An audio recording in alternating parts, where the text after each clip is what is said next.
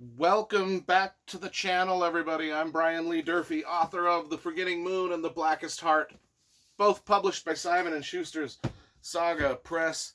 Today I'm going to be reviewing The Spy Who Came In From the Cold by John Le Carre.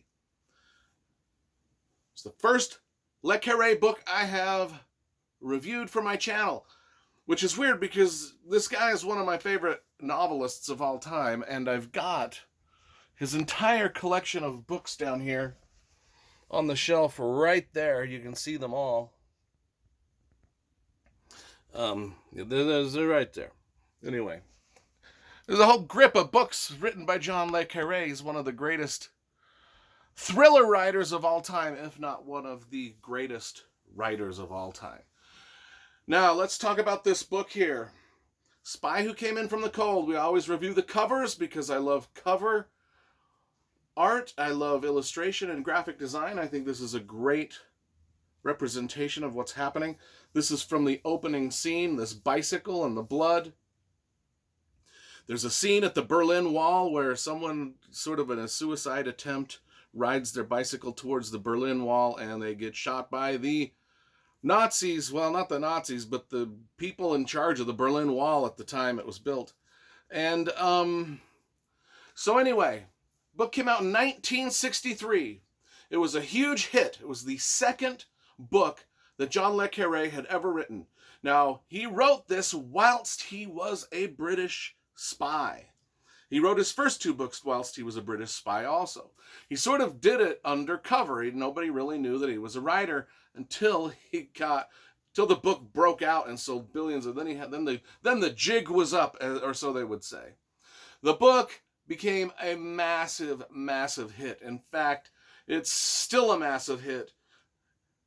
The Crime Writers Association of America has rated this, The Spy Who Came In From the Cold, the third greatest crime novel ever written. Not only that, but Time magazine says that this is one of the 100 greatest novels ever written. And I think they're right. I think that it is just that good and that impactful on the genre of thrillers and crime. Now, there was a movie made of it in 1965, 2 years after it came out, starring Richard Burton. The movie is good, and the movie follows the book very, very faithfully. And, like I said, John Le Carre was a British spy when he wrote this, so he is writing about what he knows about, and boy, does it show. This is not your typical thriller, where, James Bond does outlandish stunts or Jason Bourne fights the shit out of everybody in wicked ways. This is very, very subtle, in-depth look at the nitty-gritty day-to-day work of spycraft.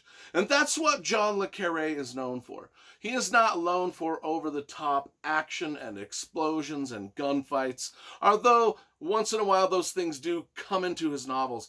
He is known for how did spies really spy in the real world. And it ain't all that glamorous, folks. It is not. So let's get into this. It starts, as I say, with a dude that gets shot by the Berlin Wall. The Berlin Wall, this is set about a year after the Berlin Wall was built. And there's a dude, he's a spy. He gets shot on his bicycle near the Berlin Wall. And our main man is named Lemus, and he is a witness to this shooting. He ends up back in England with the circus. Now, the circus is what we call the British spy network. And there's a main guy in control of the circus, and his name is actually Control. They call him Control. They don't call him by his real name. They say he is Control.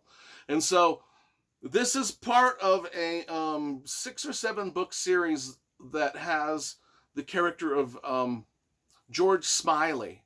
Now, George Smiley is the main character in some of the novels like Tinker Tailor Soldier, Spy, or Smiley's People. But the series itself is about the circus and control, and all the different spies that sort of work in and out. Although they are all standalone novels, you do not need to read one or the other in any sort of order. You can pick this one up and read it as a standalone. You're going to be just fine. What happens is they want to send Lemus on one final mission. He's kind of burnt out as a spy, and they want to send him on one final mission. And just the setup to get him back in Berlin, because he was in Germany, then he came back. The Germans are a little suspicious of the guy, but just the setup to get this guy back into Germany to figure out some things that are going on is mind-bogglingly complex, and that is why we love this novel. So first of all, they say, we need to send you back to Germany to do some more spy shit, but we just can't send you back because the Germans are already suspicious of you. So we got to create a backstory for you. And the backstory might take a couple of years to pull off before we can send you. So the backstory is, we're going to demote you to the financial department. Once you get to the financial department, you're going to pretend that you've become an alcoholic. And then you're going to steal some shit from the financial department, and then we're going to fire you. And that's the first 6 months of this elaborate plan to get the Germans to sort of trust this guy again. And so then once he's fired, he's like, you're going to go work in this library. In this library is a girl named Liz, who she's the secretary for the British Communist Party. And you're going to befriend her, and, well, he does all that, but the thing is he falls in love with this girl. So Lemus he makes a mistake, falls in love with this girl. The girl loves him, and then he's like, oh shit, I still got to go through with my mission to get myself back into East Germany. So he tells the girl, and this all happens within the first, 20, 30 pages. So I'm not giving away spoilers here. He tells the girl, I know we're in love, they are in love, but there's one day I'm going to disappear and you can't follow me, you can't find me, you can't even search for me, I will disappear. And then they set up this scene where he robs a store and assaults some people and gets thrown into prison for 3 months. This is just to throw the East Germans off the track that he's still a British spy. They're trying to make it fucking like this dude's no British spy anymore. In fact, he's so down in the dumps that if you're an East German and you want to possibly recruit him into the East German spy network, well, look at how far he's fallen. That's the plan. And it takes a year to pull this off.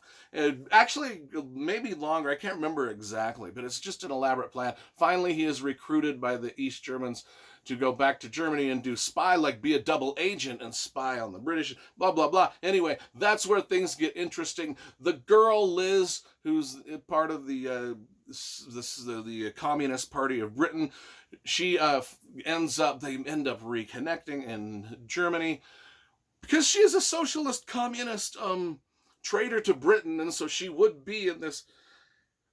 Anyway, just an elaborate, but there's no massive car chases. There's no James Bond like swimming with sharks and getting out of really bad situations in really outlandish ways. There's none of that stuff. This is just the nitty-gritty day-to-day efforts, and as are all John Le Carre books, day-to-day efforts of spies just doing mundane spy things.